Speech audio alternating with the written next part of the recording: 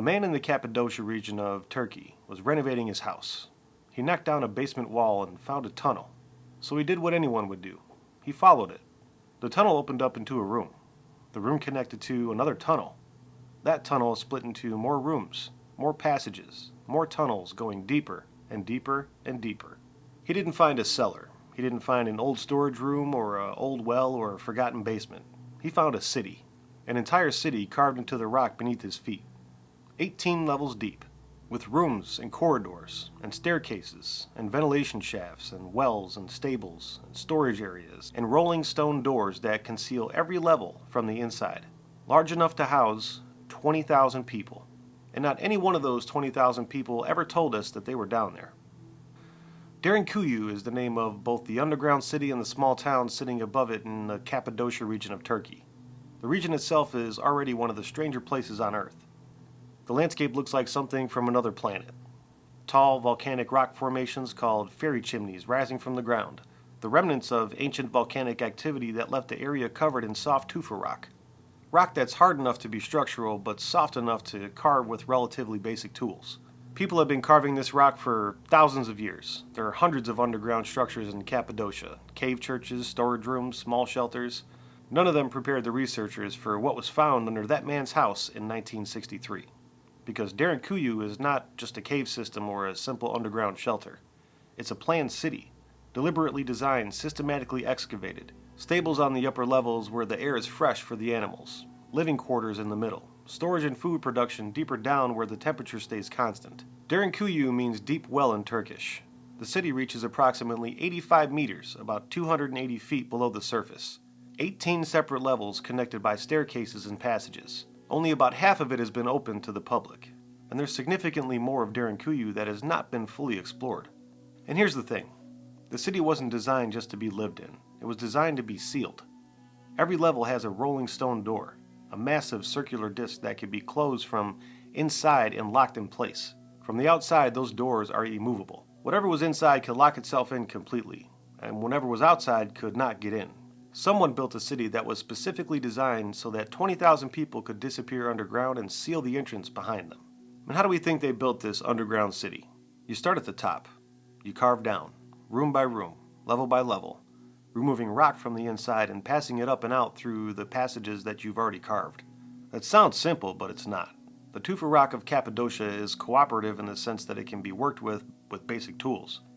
But carving 18 levels of interconnected rooms, corridors, staircases, and ventilation shafts to a depth of 85 meters, while maintaining structural integrity throughout, while ensuring the ventilation system reaches every level, while positioning the wells to intersect underground water sources. This is not a simple excavation. This is engineering. The ventilation system alone is extraordinary.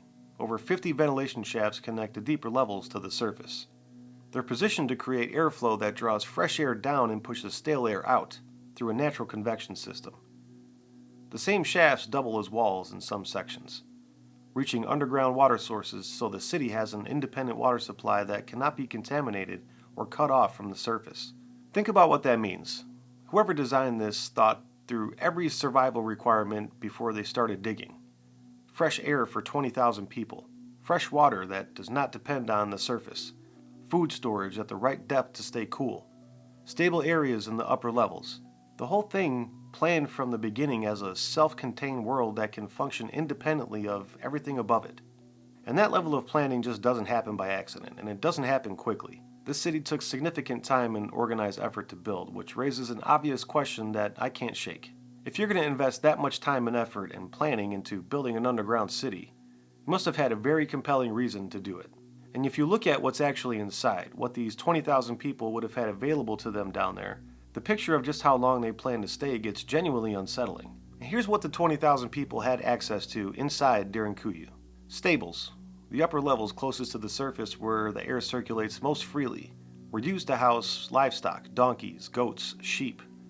Whoever went underground brought their animals with them, which tells you that this is not a quick emergency shelter. You don't bring livestock underground for a few days. You bring them because you're planning to be there long enough to need them for food and labor. Processing facilities, underground, which means they were growing grapes and olives somewhere and processing them below ground, or planned to be self-sufficient in a way that required production rather than just storage. And a school. There's a room identified by researchers as a school with a barrel-vaulted ceiling and benches carved from the rock. People went underground and kept educating their children. Whatever they were hiding from, they were not planning to just survive it. They were planning to come out on the other side with the next generation intact and educated. A church. In the deepest levels, there's a cross-shaped room identified as a church or religious space. Faith survived underground. All that together, the stables, the production facilities, the school, the church, the mortuary, paints a picture of people who went underground not for days or weeks, but for months, possibly longer. They built an entire functioning society beneath the earth. And engineering that made it possible is the part that keeps bringing me back to the bigger question of who these people actually were. The rolling stone doors deserve their own moment because they're one of the most specifically ingenious things about Derinkuyu. Each level of the city is sealed by a large circular stone disc, roughly the size and shape of a millstone, about 3 to 4 feet wide and quite heavy. These doors sit in channels carved into the rock floor and can be rolled across the passage opening from the inside. Once in place, they cannot be opened from the outside. The only way through is if someone on the inside rolls it back. And here's another neat little detail. Each door has a small hole through the center, just large enough for a person to push a spear or a lance through. So if someone was trying to force the door or break the rock around it, the people on the inside could defend through the hole without exposing themselves. This isn't just engineering, this is military thinking. The doors were designed by people who understood siege warfare, who had thought carefully about what an attacker would try and built a countermeasure into the door itself. The passages connecting the levels are also deliberately narrow and low in some places, wide enough for a person moving quickly in an emergency, narrow enough that an invading force could not move through quickly in numbers. The city itself is a defense weapon, designed so that a small number of defenders could hold it against a much larger attacking force by controlling the narrow passages. Whoever built this had been threatened before, seriously threatened. Threatened enough to spend years or maybe even decades building an underground fortress city capable of housing an entire community. And the threat that they were defending against, whatever it was, is something that we'll probably never figure out. Because the answer the mainstream historical record gives is not wrong, it just feels incomplete. Like it explains some of what happened, but not all of it. Not the scale of it, at least. Nobody knows for sure who built Derinkuyu. The mainstream historical position attributes it to the Phrygians, an ancient civilization that occupied central Anatolia roughly between 1200 and 700 BC. There is some evidence of Phrygian use at the site. There's also evidence of later use by early Christians who fled Roman persecution and used the underground cities of Cappadocia as refuges. But here's where the mainstream explanation starts to get complicated. The Phrygians were a capable civilization. They built cities and temples and had a functioning culture. But the scale and engineering sophistication of Derinkuyu, the ventilation system, the rolling doors, the planned layout across 18 levels, sits at the upper end of what we can expect from them. Not impossible, just ambitious in a way that requires explanation. And then there's researchers that argue that this site is significantly older than the Phrygians. The Hittites occupied this region before the Phrygians, and some historians attribute at least the earliest levels to them. Others point to evidence of an even earlier occupation. The honest answer is the rock itself doesn't hold the dates the way organic material does. We can't carbon date a carved stone room. We can date organic material found inside. And what has been found suggests occupation across multiple periods by multiple cultures, which might mean different civilizations found the city already there and moved in. The possibility that Derinkuyu was built by a civilization earlier than ones we have credited with it, and it was subsequently found and used by cultures who came after, connects to everything we have been discussing on this channel. And what the original builders were actually hiding from is one of the questions that I think changes the whole story. The conventional answer is persecution and invasion.